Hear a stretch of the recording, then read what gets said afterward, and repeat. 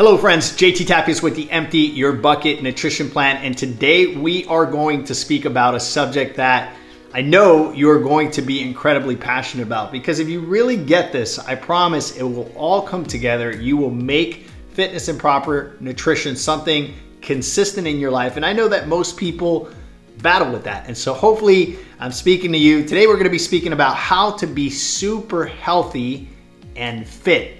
Ready? Let's go. Okay friends, so have you ever seen a super fit person, but yet their life is in complete chaos? You know what I'm talking about. That person that just looks shredded. They look like they're at the gym every day. They eat properly. They get it all right. But then their life is just falling to pieces in every other area. I don't know about you, but I see that a lot. And I always wonder, how is it that someone can have it so together in one area and so completely chaotic in the other area? And now, of course, that's called focus, right? The focus is in the fitness and the nutrition, and then the rest of the life sort of goes to waste, right? And so I truly believe that being super fit goes beyond a person's looks, right? I think there are three core components that truly make a person overall healthy and fit. And so hear me out. These three concepts of the mind, body, and spirit are concepts that if you watch my videos before, you've heard me speak about many times in many different directions. But recently I encountered a framework that I truly believe that it's been working for me for the past 25, 30 years of being in the fitness and nutrition space, not just as a coach, but also personally. And I was able to identify that framework, and I want to share that framework with you. I want you to think of this. When you've approached fitness and nutrition, have you not always approached fitness and nutrition from a goal standpoint? In other words, I need to lose 20, 30, 40, 50 pounds, or I need to look this way or that way. And maybe you've achieved that goal. Maybe you've actually gotten to the goal, but then you notice that when you get to that goal, there's no longer a motivation or something to keep you going in that direction. You sort of fall off and derail or default back to your normal settings. Does this sound familiar? I know it does for many of my clients. But then on the other side of that, I was able to sort of look into the way I've structured fitness and nutrition in my life. And in the beginning, it was very goal oriented. And there was a time where I competed and I had all these goals to get on stage. But then after competitions, I would sort of fall off, right? I would stay pretty fit, but I wasn't going at that same intensity. I didn't look that same way. I didn't feel that same way. I didn't have the same motivation, the same enthusiasm for eating properly and working out. And the motivation was sort of dwindled. But then in my 30s and 40s, there was sort of a paradigm shift, and I went from actually being goal-oriented to actually enjoying effort. Hear me out. You've probably had a project at work or a task that requires some discipline, some effort on your part, and you're just like dreading it. You don't want to do it, but some way, somehow you push through the resistance and you actually get it done. And on the other side of that, you feel an incredible sense of accomplishment, fulfillment, and it feels good. It sucked while you were doing it, but after you did it, it felt good. When you fall in love with effort, you actually fall in love with that little feeling of getting it done, of being fulfilled, of being satisfied, of understanding that you did that one thing, and it's almost like the rest of your day you feel light because you know you did something of value. You know what I'm talking about, that specific thing. Maybe it's the paperwork on your desk. Maybe it's going to a specific meeting. Maybe it's completing a project at work.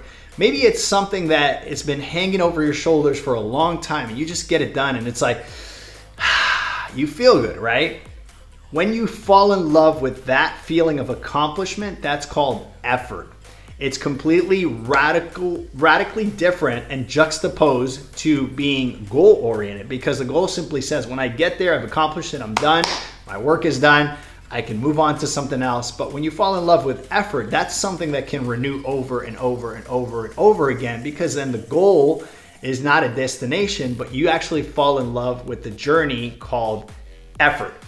And so here's why this is important, this whole shift between goals and effort. Simply because if you manage, right, to incorporate this framework into your life Effort is something that we apply in all areas of life. If it's school, you have to pursue diligence, discipline, self-control, effort, right? If it's your marriage, you have to basically keep the romance and keep the intentionality and still date your spouse. That is called effort. If it's in the area of parenting, well, you have to get up, you have to be there for your kids, you have to educate them, you have to give them a good example. Effort, right? All these things are difficult, but when we get them done, right? When we get the project done, when we love our spouses the way we should, when we take care of our kids the way we should, it feels good. And if we fall in love with that, then we fall in love with effort. You see where I'm going with this?